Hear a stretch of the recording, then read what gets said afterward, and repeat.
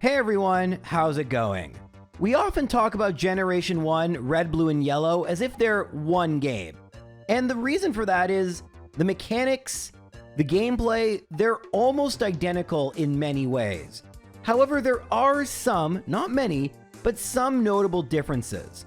Now, for those of you who've watched my videos before, you know my main thing is playing through a game with just one Pokemon and not using items in battle. Funny enough, it is through this playstyle that you see the biggest differences in Yellow version, but I'll talk about almost every difference that Yellow has between Red and Blue. And as we're going to see, there's really not that many to speak of. So I hope you enjoy this video. Now, one of the bigger differences occurs right off the bat when Oak catches a Pikachu that says Pika. Apparently this took up a ton of memory, as opposed to just taking you to the lab and you getting a choice of starter. In Yellow version, you get no choice of starter. But unlike in Let's Go Pikachu, where that Pikachu has special stats because it won't evolve and Pikachu is a pretty weak Pokemon, in Yellow it's just a regular Pikachu that says Pika. Since you can catch a Pikachu pretty early in Red and Blue, I will say this is more of a cosmetic change more than anything, but it felt kinda cool back in the late 90s. This Pikachu also is the first Pokemon to follow you around. They would not have that mechanic in a Pokemon game again until Heart Gold and Soul Silver. So that's another pretty big difference, and you can interact with the Pikachu, and because of that, they added a friendship mechanic. It is extremely rudimentary, and you can see what influences this friendship mechanic here. One thing to note, there is a big misconception in most new Pokemon games that if you deposit your Pokemon, they lose friendship. That is only true in Yellow version. It has never been true since. Another major difference is what the rival gets. In Red and Blue, the rival gets the starter which has a type advantage for your starter. In Yellow, he always gets an Eevee, but that Eevee will eventually evolve. What it evolves into depends on what happens in the first two battles, the ones I call Rival 1 and Rival 1A since it's an optional battle. Now, typically in a solo run, what I would do is win the first battle, although sometimes I do lose, and then skip the second optional battle, which is why I call the Cerulean battle Rival 2. If you do that, it counts 1A as a loss, and since you're supposed to be starting with Pikachu, it gives you what it thinks is the medium difficulty evolution, Flareon. If you lose both battles, aka if I were to lose the first one, it would be Vaporeon, and if you go and win both battles, Jolteon.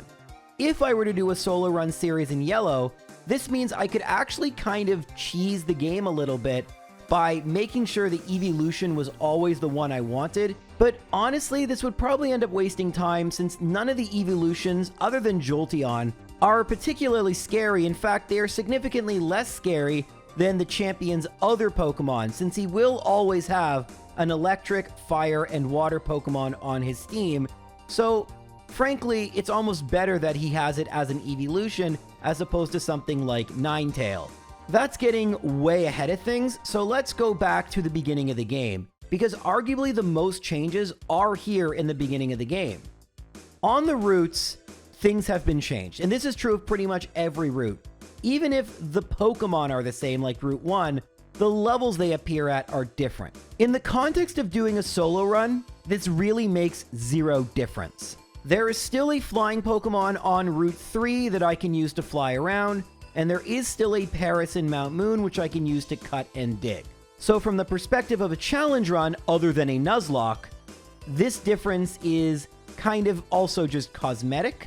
However, in a Nuzlocke, this is a huge difference since it does radically alter the types of Pokemon you can get.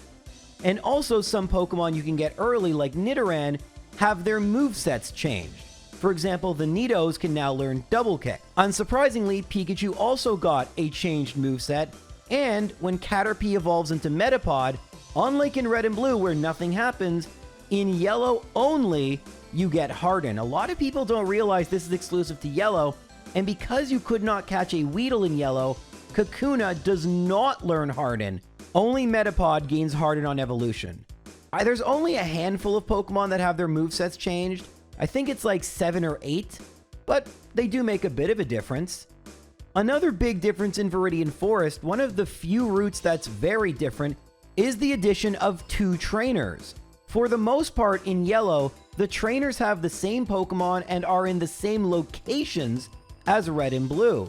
They are practically unchanged, except in Viridian Forest, where the trainers that stay all have Caterpie, none of them have Weedle, and there are 2 more trainers, one with 2 Nidoran, and one that leads with a Metapod.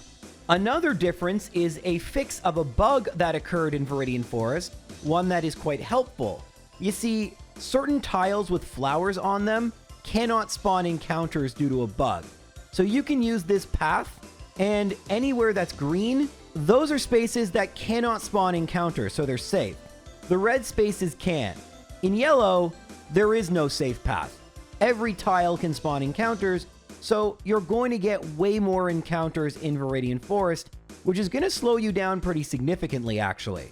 But perhaps the biggest change in Pokemon Yellow, both to a casual and a challenge run player, is that the gyms have been completely redone. In Brock's gym, Onix and Geodude's levels have been reduced by 2, Geodude lost Defense Curl, and Onix got Bind in addition to Bide, making it difficult for me to do real-time commentary because they sound so similar, but not having Defense Curl and being at a lower level, consider you're supposed to start the game with Pikachu, so it makes sense why they would nerf Brock. It makes things a little bit easier. Also, not having Screech be a 1 out of 3, although Bind is very annoying if you don't go first. Overall, I would say this makes Brock a little bit easier, but not substantially. I should also note that in terms of a solo run, there are less Metapod / Kakuna, since there are no Kakuna, in Viridian Forest, making training in Viridian Forest a little more tedious and obnoxious. So overall, Red and Blue definitely, despite the fact Brock is more difficult, is still the less annoying game to play if you have a long grind before you can beat him. Now, other than encounter differences, as far as I'm aware, and maybe I'm wrong about this, there are absolutely no differences on Route 3 nor Mount Moon, with one important exception. At the end of Mount Moon, rather than fighting a Team Rocket member and then the Super Nerd, you fight the Super Nerd and then Team Rocket. They recur at various points in the game and are the biggest time save over Red and Blue. Now, in a vanilla speedrun, Yellow ends up being slower for a variety of reasons. But in a solo run, where you can hack in whatever Pokemon you want, in theory, Team Rocket might speed up the game a lot, since oftentimes, instead of fighting 12 Pokemon, you're only fighting 3. I'll get to that specific section, but in this case, you actually face one more Pokemon, being a rare case where Team Rocket actually slows you down. Getting to Cerulean City, there are a couple notable changes. One of them is that the Pokemon in the overworld is a Voltorb. Apparently, this is because of a memory limitation since Pikachu follows you around. Didn't know that. That's kind of neat. And also, in this house, you can acquire Bulbasaur. Your Pikachu needs high enough friendship, but there's a bit of an oversight where if you keep feeding Pikachu potions, since potions increase Pikachu's friendship, and the developers, you know, the same ones that thought Amnesia and Agility are super effective psychic moves because of an oversight? Yeah, because of an oversight, each potion, whether it did anything or not, adds to friendship, and you can just spam it a few times and you have a Bulbasaur. This is actually really helpful because although I said you can catch a Paras for cut and dig, you really don't need to because you get this Bulbasaur in addition to a Charmander almost right after. Of course, this is to sync up a little bit with Ash when he got these starters in his journey. Although, of course, the circumstances are very different. Now, all the rival battles are really different, and Rival 2 is no exception. There is only one Pokemon that Rival 2 has in common with his Red and Blue counterpart, that being his third Pokemon, a level 15 Rattata. Now, the levels of all his Pokemon are exactly the same. A level 18 bird, a level 15 something animal-like creature, and the starter at level 17. But what the Pokemon are different. It's Pidgeotto versus Spearow. Spearow having Peck though, so it's a little harder if you have a grass Pokemon. Abra is useless, Sandshrew has Sand Attack, which is annoying, but Eevee is substantially weaker than the starter that's strong against your Pokemon. And honestly, since the starter is the scariest Pokemon in this battle, I would actually say this fight is a little bit easier. There is nothing different on routes 24 and 25 until we get to Bill's house. You see, in Bill's house, a couple differences occur. Weird ones, but ones we should talk about. It took me a couple times to register this, but in Red and Blue, when Bill leaves the transporter, you have to go up and talk to him. In Yellow, you automatically go up and talk to him. Kind of weird. But another thing that is not weird but annoying is in some dungeons, you can use dig or an escape rope to go back to the last Pokemon Center you healed at. In Yellow, this works in less places. It works in Bill's house in Red and Blue. It doesn't work in Yellow. That sucks. I guess this was an oversight. I don't know why some were flagged incorrectly and you were able to do it before, but clearly this isn't a bug. You can still do this in Sylph Company and in certain gyms. However, in these houses, which you were able to do it before, now you can't. So you gotta waste a little bit of time physically walking back to Cerulean. In Cerulean, you fight Misty. And Misty's battle is almost identical to her previous battle. She is a Staryu and Starmie. Their levels are the same. The only minor difference is Starmie now knows Harden. Previously it didn't, but Misty used X Defense. She can still use those X Defense, by the way, just Starmie also knows Harden. Alright, moving on to Vermilion City. Again, not really any changes here. The next major change is Rival 3, who is substantially easier this time. Well, at least I think so. We don't have a Pidgeotto, instead having a Spearow, so a pre-evolved Pokemon, although with a flying move. But Rattata stays a Rattata, as opposed to being an under-leveled Eradicate. Sandshrew is much easier than Kadabra, and Eevee is much easier than whatever starter is strong against yours. So Rival 3 is substantially easier. Who might be a little bit harder is Lieutenant Surge. Surge loses 2 of his Pokemon, but his Raichu is 4 levels higher and now knows Mega Punch and Mega Kick. This is a good time to mention that to show things off, in addition to doing just a regular Yellow run, I did a run with both a Mewtwo and a Ghastly, the best from the fully evolved and pre-evolved Pokemon tier lists. Ghastly I actually messed up here, because there is a change to the AI of Surge in Yellow. So, in Red and Blue, Pokemon just attack completely randomly, but there are 3 modifications various trainers can have, and those modifications can be layered on top of one another. The first modification is one that makes sense. Do not use a status move if the Pokemon already has a status. So don't use Thunder Wave if it's poisoned or paralyzed. However, Cue Balls and Youngsters don't have this modification, meaning they work like wild Pokemon battles do. The second modification isn't really important for our purposes, but basically it says prefer various status moves. The only time you would notice this really is for Laurelie. This is why she always spams Rest on turn 2. But this isn't why the Laurelie soft lock happens. To understand that, and I've already talked about it, we need to talk about good AI, which basically says always prefer super effective moves and don't prefer not very effective moves. Now, these modifications are applied to trainers by trainer class, and in Gen 1, each gym leader is their own trainer class. As you may know from watching my videos, you can exploit the heck out of this AI, and because of it, Lance can't really do anything to poison Pokemon. That's why Venomoth in Twitch Plays Pokemon was so overpowered versus Lance. Lance couldn't do anything. And to be fair, part of that has to do with Red and Blue having very bad movesets, and we can talk about that in just 1 second. But to make things even less likely to be cheesable, various trainers lost their good AI, including our pal, Lieutenant Surge. So returning to the Ghastly run, I didn't realize that Surge only had a 1 in 4 chance of using Thunderbolt. Because in Red and Blue, and I actually didn't realize it knew Growl, in Red and Blue it would never go for Mega Punch or Mega Kick, but because it doesn't in Yellow, it essentially attacks randomly, which honestly makes things easier, not harder, because if you do have a ground Pokemon, there's still a 1 in 4 chance it just goes for Thunderbolt anyway. So Surge is not an example where I think this really helps him. One last change in Vermilion is that after you beat Surge, you can pick up a Squirtle. And that was a big reason why people liked Yellow. Starter Pokemon were cool, and this was a game you could get all three easily in one save file.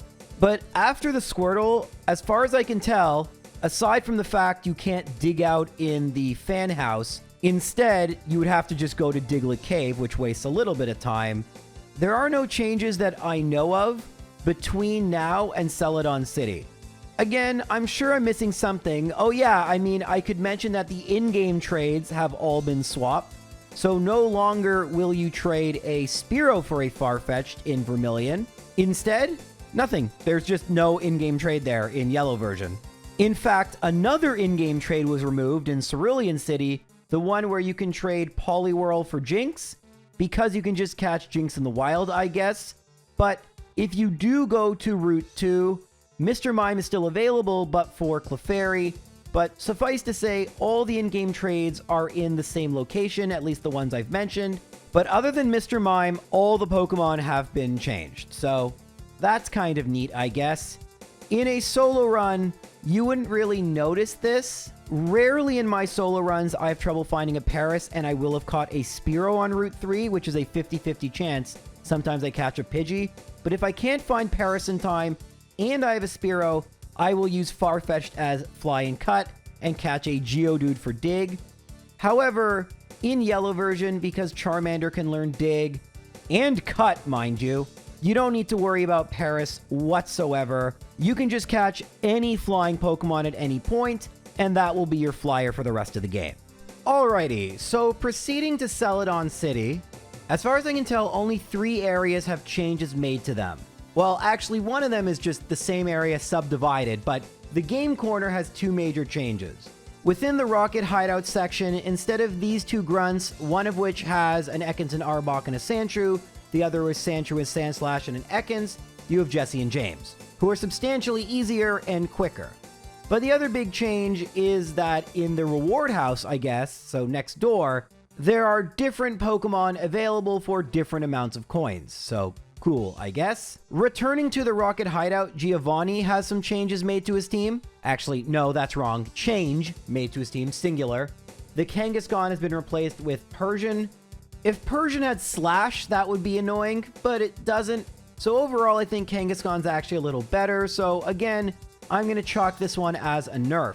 Oh, I should say, in case you've never heard that term before, nerf means power down, buff means power up. So the other big nerf to Pokemon Yellow is Erica. Erica is significantly easier in Yellow version, by like a lot. Not that she was incredibly challenging in Red and Blue, but I digress. Her Pokemon are higher level, but this doesn't really matter. She leads with Tangela, and Tangela has Mega Drain and Vine Whip this time, which is cool. It also reminds me of something I wanted to talk about when it came to Surge. But after Tangela comes Weepin' Bell instead of Victory Bell, 3 levels higher, but no Poison Powder or Wrap, instead Acid, which is way worse, Stun Spore, which is worse, and Razor Leaf. And then Gloom doesn't actually know Mega Drain, it instead knows Petal Dance, Stun Spore, Sleep Powder, which is good, and Acid. But being Gloom and Weepin' Bell 3 levels higher is way worse than being a Vileplume or Victory Bell. Especially because Victory Bell with Razor Leaf is an auto crit. Now, Erica's actually not a great example of this, but I skipped over the part where I was supposed to mention this during the Surge fight. So, one thing you should know about movesets in Red, Blue, and for the most part Yellow, is it's literally just the last 4 moves the Pokemon learns via level up, but the final Pokemon, the trainer's ace, so to speak, will have its TM move, sometimes replacing or an addition to one of the moves, typically one in the 4th slot. Starting in Yellow version, as we could see with that Raichu with Mega Punch and Mega Kick, while average trainers still work this way, tough trainers like Gym Leaders, Elite 4, especially Elite 4, they have actual movesets, which does make them a little more challenging. It's really not until the Elite 4 this gets super duper noticeable, but it is something to mention that is another major change between Red and Blue and Yellow. Alright, moving on to the Pokemon Tower, Rival 4, I mean, I'm not going to keep repeating. The battle is pretty different. The Spearow does evolve into Fearow, but it loses Peck for Mirror Move, so it is a substantially worse Pokemon. In addition, depending on what Eevee is going to evolve into, the Rival will have 2 of Vulpix, Magnemite, or Shelder, none of which are very good. Once again, we have a level 20 Sandshrew instead of Kadabra, and Eevee instead of the middle evolution starter. This fight typically is really easy anyway, but it's even easier now. Speaking of even easier, once you get past Ghost Marowak, it's just Team Rocket instead of 3 trainers, so this saves a substantial amount of time over Red and Blue. Alright, so we're going to proceed to Fuchsia. There aren't any differences other than, of course, wild Pokemon are changed, but that has been a constant. Once we get to Koga's gym, things are very weird. Koga, in the previous iteration of this game, had coughing, muck, and wheezing, but now he's just a Venonat trainer. But the Venonat are super duper high level. This is quite jarring, because typically at this point in the game, your Pokemon will be in the mid-30s, even if you just have one. And Koga's final Pokemon, Venomoth, is level 50. This is one of the craziest difficulty spikes, I think, in Pokemon history, other than, like, late game. This is really insane. And insane further is that all these Venonat have Toxic, including Venomoth. 2 of them know Sleep Powder, 1 of them knows Supersonic, 1 of them has Tackle, the other Psybeam, the other Double Edge. So they all have different movesets from each other. Now, mind you, Venonat does not have great special and is not a particularly strong Pokemon, but Venomoth is. So a level 50 Venomoth can be a massive speed bump. Wheezing, remember, was pretty bad, especially against something like Ghastly, where it couldn't really hurt it. But now it's a significant threat. The only thing that really stands up to it in an earlier level is a Psychic-type Pokemon. But if you're not Psychic-type, and it does have Leech Life for them, mind you, but if you're not Psychic-type, level 50 Venomoth is going to give you a bad time. Sylph Company has 3 changes, all of them to major battles. Well, okay, one of them isn't a major battle, but Rival Fivel, as I call him, is the first time the rival becomes really difficult in its own right. Depending on what Pokemon you have, Rival Fivel in Red and Blue will have an Alakazam, Blastoise, and Pidgeot. That's always the case. But then we'll have 2 of Gyarados, which is really good, Growlithe, which isn't so great, and Execute, which is trollier than you think. In Yellow version, and for the first time, the levels of the Pokemon are changed, and also what the Pokemon are is changed. In this battle, Fearow, the Flying-type Pokemon, is dropped completely. Sandslash is a level higher than Pidgeot is, and takes the leadoff spot, with Slash, which is pretty good. And then there's going to be 2 of Magneton, which has Thundershock as its best move, so it's garbage. Ninetales with Ember as its best move, so it's garbage. But Cloyster has Clamp and Aurora Beam. That's not bad. Then we're going to get a Kadabra, but it doesn't have Psychic, and it's still a Kadabra. Great Pokemon, but you know. And then 1 of either Vaporeon, Jolteon, or most times in a solo run, Flareon.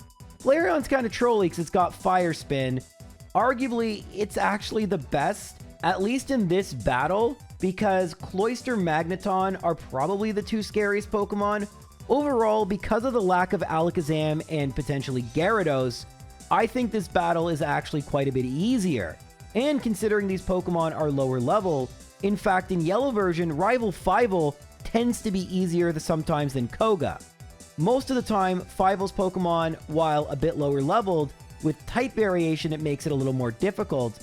But here, level 50 is very hard to overcome, but level 40, not as much. The next change occurs right after. Instead of a singular trainer with just a Cubone, Marowak, and Drowsy, we got Team Rocket with Ekans, Arbok, and Meowth. And then Giovanni number 2. 3 changes to this battle. Persian instead of Kangaskhan. Rhyhorn comes out second instead of third. It swaps with Persian, who took Kangaskhan's spot. And Nidoqueen knows Double Kick instead of Poison Sting as its 4th move. Not exactly mind-shattering differences, but differences nonetheless. Sting in Saffron City, we have Sabrina's gym. And Sabrina's gym, has also been changed in a similar way to Koga's gym. She focuses on a single evolutionary line and thus has an Abra, Kadabra, and Alakazam, as opposed to Kadabra, Mr. Mime, Venomoth, which isn't even Psychic type, and Alakazam. Another big change, however, is that in Red and Blue, 25% of the time, if their HP fell below 10%, Sabrina could use a Hyper Potion. And since none of her Pokemon had 200 HP yet, it was just a maximum heal. However, in this version, instead of Hyper Potion, it's an X Defend, and it's just randomly 25% of the time. Also, all the Pokemon are level 50. Abra just knows Flash, which is super trolly. Kadabra knows Kinesis, Recover, Psychic, and Psywave. And then Alakazam gets Psywave, Recover, Psychic, Reflect, which is actually the same moveset as Red and Blue, but at level 50 as opposed to level 43. And Kadabra, which was at level 38 with a slightly different moveset, is now at, you guessed it, level 50, because they're all at level 50. I said that already. The first time you would fight a level 50 Pokemon in Red and Blue is the final Pokemon in the final gym badge. The fact that there are now 2 gyms, 4 Pokemon overall that are level 50, we haven't even gotten to Gym 7 yet. Honestly, I'm not a huge fan of this. I really don't like less diversity of Pokemon. We're only dealing with 2 evolutionary lines. Sabrina lost a Pokemon. Abra is still pretty useless, to be fair. I don't know. It seems a little bit more gimmicky and less like what a gym battle should look like. Although, keep in mind, this was the second ever Pokemon game. We didn't really know what gym battles would look like, but clearly they decided to go more the Red and Blue route most of the time, and less this, let's do evolutionary lines. And now I do get that it was supposed to be in line with the anime. In the anime, Sabrina used an Abra and Kadabra, so that was her Pokemon. I get it. Surge had just a Raichu, but what is Blaine's most iconic Pokemon from the anime? It's Magmar. Blaine doesn't have a Magmar. But there's another very weird change when it comes to his gym. In Red and Blue, if you just want to battle the trainers and ignore the quiz game, you can just talk to them. But in Yellow version, you have to actually get the question wrong to battle them. How strange. Like Sabrina, Blaine's team has shrunk by 1, but also like Sabrina, Blaine's team has gotten more powerful. He has 3 Pokemon, Ninetales, which he had nothing of that evolutionary line in Red and Blue, Rapidash, which actually has the same moveset as Red and Blue, and Arcanine, which now has Reflect and Flamethrower. So it's way, way better. And it's at level 54. So if you think Blaine's going to be easy, I mean, his Ace goes up by 7 levels, Rapidash up by 8 levels, and Ninetales is a 6-level bump from Growlithe, and it's a Ninetales with Flamethrower over a Pokemon that had Ember. That's incredible. Also, for the sake of accuracy, as I just glance back, Rapidash does not have the exact same moveset. It has Takedown instead of Tail Whip, which really doesn't make that big a difference, but it's worth note. One last thing I almost forgot to put in the script is that both Blaine and Sabrina have good AI in Red and Blue, but do not have good AI in Yellow version, which means Blaine and Sabrina essentially attack randomly. In Red and Blue, you could cheese Blaine's Growlithe because if you had a fighting or poison Pokemon, assuming it wasn't Bug, then Blaine would just stick with Agility, and that's all he could do. Now Growlithe doesn't exist, but that's not even a problem because Blaine will just attack randomly, which actually mitigates a little bit of the challenge because he won't have to use his strong fire moves. Again, a bit of a weird choice that they decided to give better movesets than drop the good AI, which could take advantage of them, but it is what it is. Alright, there's only one more gym left, and again, all the trainers are the same, no weird shenanigans there. Giovanni number 3, though, is the one where you start to notice the differences in movesets a little more, since both his Nidos have Thunder, and back in the late 90s, Bulbapedia wasn't a thing to my knowledge, or at least I didn't know about it back then, and although Pokemon Stadium 2 did have a useful database, I wouldn't get that till a little bit later, So I would have no idea what Pokemon's movesets were, but I pretty much knew that the Nidos didn't learn Thunder via level up. So this is when you can really tell. Even back then, these Pokemon are using TMs. But wait, there's more. Remember that Giovanni in Red and Blue leads with a Rhyhorn that has Stomp, Horn Drill, which can only hit if it's faster, and I mean, what Pokemon is going to be slower than a Rhyhorn? Tail Whip and Fury Attack. And his second Pokemon is a level 42 Dugtrio with Dig. Now we have a level 50 Dugtrio with Fissure, Earthquake, and Dig, so it is 8 levels higher and a much faster, much more powerful ground Pokemon as the lead. Additionally, the Rhyhorn, by the way, completely gone, replaced with Persian, which is 8 levels higher and now does no Slash, which will always crit. Nidoqueen and Nidoking still on the team, but both of their levels have been buffed. Nidoqueen now at level 53, a 9 level buff, and Nidoking a 10 level buff to 55. Rhydon only a 5 level buff, but Rhydon's moveset was notoriously terrible in Red and Blue, with Stomp realistically being the only move that could damage you. Also, the Nidos, their best move was Thrash and Body Slam. Now they both have Earthquake. All of them have Earthquake.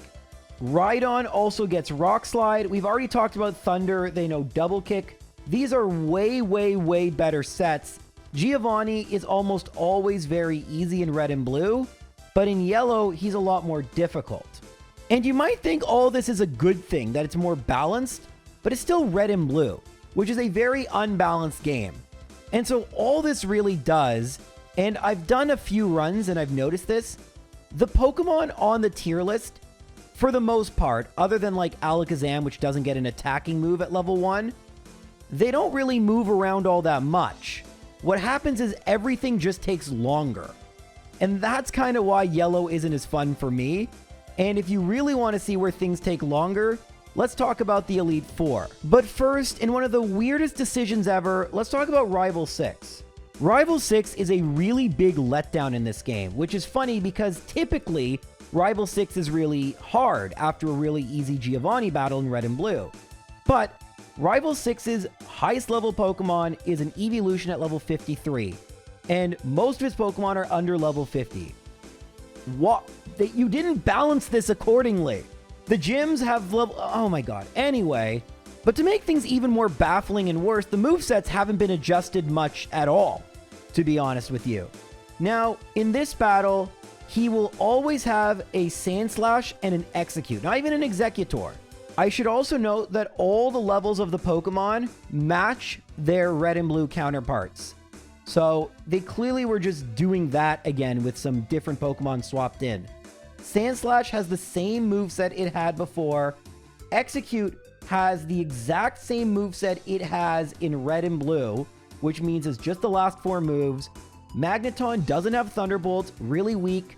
Ninetales does not have Fire Spin or Flamethrower, really weak. And Cloyster only has Clamp and Aurora Beam. Kadabra is still a Kadabra. And then Vaporeon has Hydro Pump. That's pretty good. Jolteon has Thunder. That misses a lot. Flareon has Flamethrower and Fire Spin. So once again, I do think that even though Flareon's not a great evolution, in Yellow, it's actually, in the context of a solo run, the most difficult one for your rival to actually have, because you have to face Cloyster, which is pretty decent. And it has Flamethrower, which is 95 base power, can't miss. But yeah, this fight's a pretty big letdown. Don't worry, the Elite Four is definitely tougher. Let's start off with Lorelie in Red and Blue. Her Dugong sucked. It didn't get Ice Beam, it was stuck with Aurora Beam, and no Water move. Now let's look at its Yellow moveset. It still has Aurora Beam instead of Ice Beam, but it does get Bubble Beam in addition to Takedown and Rest. So Bubble Beam is taken over Growl. It is the same level as before. Cloyster's moveset is unchanged, but Slowbro's is radically different. Rather than Water Gun, Growl, Withdraw, and Amnesia, now it's Withdraw, Amnesia, Surf, and Psychic. This is a massive buff, and this turns Slowbro from a Pokemon that is easily cheesable by Psychic and Poison types to absolute kryptonite to Psychic and Poison types, because even if it goes for Amnesia a couple of times, that means the next Psychic is 100% going to be knocking you out. I should also note, because if I don't, people are going to mention it, Loreley's Dugong has specific special coding in Pokemon Yellow, so that on turn 2, it doesn't always go for rest. This is because all the Elite Four members who had good AI in Red and Blue, Loreley, Lance, and the Champ, still have it, and the ones who didn't, Bruno and Agatha, still don't.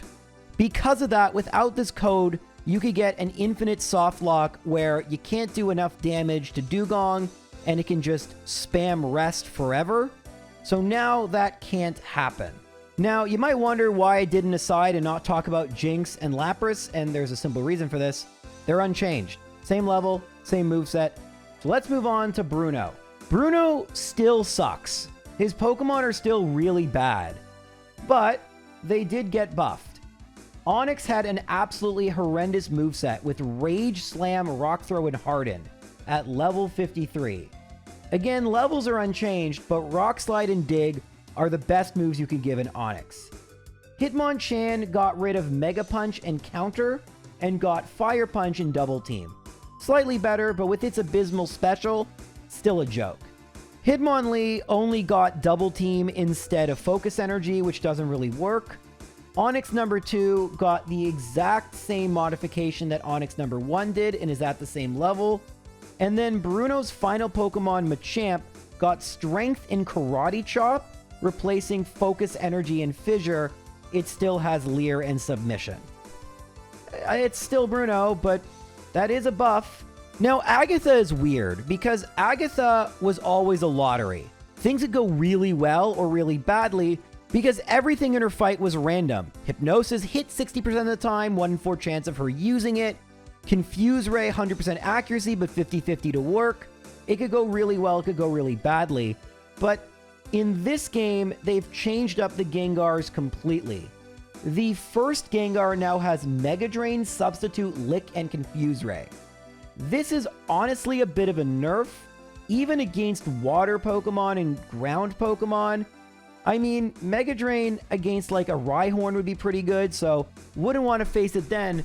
But don't forget, Agatha does not have good AI, so she's not guaranteed to use Mega Drain, and thus it doesn't really matter actually. Golbat actually got nerfed as well. It has Leech Life, which is a terrible move, but lost Confuse Ray, kept Supersonic, and now has Toxic instead of Haze. Haze actually was really good because, well, badge boosts are weird and they work the same way as they do in Red and Blue, but Haze removed your badge boosts, which essentially lowered all your stats by 12.5% unless you leveled up at some point in the middle of the battle. Haunter has a similar moveset to Red and Blue. However, Nightshade, which is really good, has been replaced with Lick, which is really bad. Arbok gets Wrap instead of Bite, making it super annoying for some reason, but still not good. And then the final Gengar has a set far more reminiscent of the original Agatha, but instead of Nightshade, it gets Psychic. So it's Hypnosis, Dream Eater, Confuse Ray, Psychic. It's legitimately a pretty decent set on a Gengar, albeit with 2 Psychic moves. Thus far, through the first 3 members, Loreley had a couple Pokemon buffed, and Bruno's Pokemon sucked, but they were buffed a bit. The biggest difference by far is Lance. Not Gyarados. Gyarados is actually unchanged. The Dragonair, however, have completely different sets, both from each other and their Red and Blue counterparts. Both Dragonair and Red and Blue had Agility, Slam, Dragon Rage, and Hyper Beam. Because Lance has good AI, a Fighting or Poison Pokemon guaranteed Dragonair could just spam Agility. But since it doesn't have Agility anymore, this can't happen. It now has Thunder Wave, which is really annoying. Hyper Beam and Slam still has, but instead of Dragon Rage, Dragonair number 1 gets Thunderbolt, and 2 gets double coverage with Ice Beam and Bubble Beam. Although I don't know why they didn't splurge for Surf, but I digress. This is a pretty notable buff. Even bigger is Aerodactyl. It still has Hyper Beam, but now has Swift instead of Bite, Fly instead of Supersonic, or actually instead of Takedown, and Wing Attack instead of Supersonic. This is a much, much, much better moveset and turns Aerodactyl into something that 1 out of 4 times could be kind of scary if it gets a critical hit Hyper Beam. So really it was like 1 out of like 12 or 15. Now it can be legitimately scary to, once again, fighting type Pokemon. Lance is not fun. And the biggest, scariest Pokemon of all, Dragonite, no longer has any non-damaging moves. Blizzard, Fire Blast, Thunder, and Hyper Beam, and good AI, so it will always go for the super effective one. Lance is now legitimately worthy of his spot as the final Elite Four member. If you want to know why Yellow is harder, Lance and the last 3 gyms are probably the biggest reason for this. However, if you use a Pokemon like Mewtwo, it actually doesn't matter. This is kind of why I was talking about it being less fun, because since the game is so horribly unbalanced, it just makes certain Pokemon take longer, and others are so powerful they don't care. I will say, if more teams were like Lance's team, where they opted to do different things with different Pokemon, this would probably be a more interesting game, but to just have this one trainer finally use a semblance of strategy, it's a little too late, honestly. But now we get to the champion. The champion has 1 full restore, and they'll use it 1 out of every 8 times if their Pokemon's HP falls below 20%, which is the exact same behavior as Red and Blue. The team, however, very different. Instead of leading off with a Pidgeot, once again we get Sandslash. However, Earthquake now is a move that Sandslash uses, and that is a very useful move. Alakazam finally bursts onto the scene with a very similar moveset to its Red and Blue counterpart. However, Reflect, which actually isn't a great move for Alakazam, has been replaced with Kinesis. Also not a great move for Alakazam, but at least it's an Alakazam. Unfortunately, Exeggutor still has a terrible moveset. They did opt to give it Leech Seed, but it's still stuck with Hypnosis, Stomp, and Barrage. Really, Mega Drain even? Couldn't give it that? Or Psychic? Ninetales has Fire Spin, but otherwise, it's still pretty terrible. And Magneton has Thunderbolt, which, to be fair, in Gen 1 is all Magneton will have. In Red and Blue, Exeggutor is Rhydon, which was terrible. So I will say Exeggutor is a little better. And the Exeggutor from Red and Blue is replaced with, well, again, it's a 2 of 3. We have Exeggutor, Gyarados, and Arcanine. The only one of these Pokemon that was even slightly good in Red and Blue was Gyarados. It was level 61 if you had a Squirtle, or level 63 if you chose Bulbasaur, and it nonetheless had Hyper Beam and Hydro Pump. In Yellow, Ninetales isn't that good, so if the rival has Vaporeon, Ninetales and Magneton, not super great. Cloyster is actually pretty good because it now gets Ice Beam, but still just Clamp instead of Surf. Honestly, these moves could be a lot better. In terms of the evolutions, Vaporeon doesn't get Surf, stuck with not even Ice Beam, Aurora Beam, and Hydro Pump. Flareon once again becomes pretty difficult with its combination of Reflect, Flamethrower, Fire Spin, and Quick Attack. The Flareon team is actually the toughest team. Magneton with Thunderbolt, Cloyster with Clamp Ice Beam. I wouldn't call it good, and I think the champion in Red and Blue would be better, because their ace tends to be better. Blastoise, Charizard kind of sucks, but Venusaur with critting Razor Leaf. Jolteon can be really scary if you're solo running a water type, but it's so easy to avoid Jolteon by just not battling Rival 1A. Hydro Pump is scary on Vaporeon, but unless you're running with a rock or ground Pokemon, you just have to make sure you win the first rival battle. You are pretty much always going to have Flareon unless you don't want it. And you might say, but J-Rose, don't you always give your opponent the toughest starter? Well, in Red and Blue, to keep with what's supposed to happen if you get your normal starter, sure. But in Yellow, this is how the game works. The game gives you a choice. When I make modifications to the game, I'm trying to balance it out as best I can with my modifications the game didn't intend. Here, it doesn't matter what starter I have, I still can choose which evolution I want to fight at the end. And so you can pick and choose. If Flareon would be a bad matchup, you don't have to go for it. You can go for Jolteon and just win both times. If Vaporeon's a terrible matchup, just reset if you lose. It's easy. And to really drive this point home, my Mewtwo run in yellow version finished faster than my red and blue version did. Part of it's because I'm better at the game, but part of it's also because all these buffs, they only really affect weaker Pokemon. And with Ghastly that went minimum battles, I ended up kind of hitting a wall and just giving up on the run because I wanted to prove that minimum battles wouldn't be possible in yellow. I really struggled through Koga and Blaine and got really lucky, but against the Elite Four, Ghastly wasn't good enough with min battles, which is fine. It needed a few more levels, and it wouldn't have taken much in-game time for me to battle a few extra trainers. It is a pre-evolved Pokemon after all. So you can't cheese the game as easily, and I think that's a good thing, but it doesn't really feel like it's a more satisfying challenge the way Emerald or Gold and Silver do. And so for me, I'd rather just stick with the ultimate nostalgic, cheesy red and blue, and when I want a more difficult challenge, I'll just switch to Gold and Silver and try to beat red. I mean, that's pretty hard. The final difference I'm going to bring up, even though I never talk about this ever because I end the run after I beat the champion, Cerulean Cave, man, they could not figure out what layout they wanted here. The original Japanese red and green had one layout. Then the Japanese blue, which became the international versions of red and blue, had a different layout. Then yellow had a completely different layout. And then Fire Red and Leaf Green went back to the Japanese red and green layout.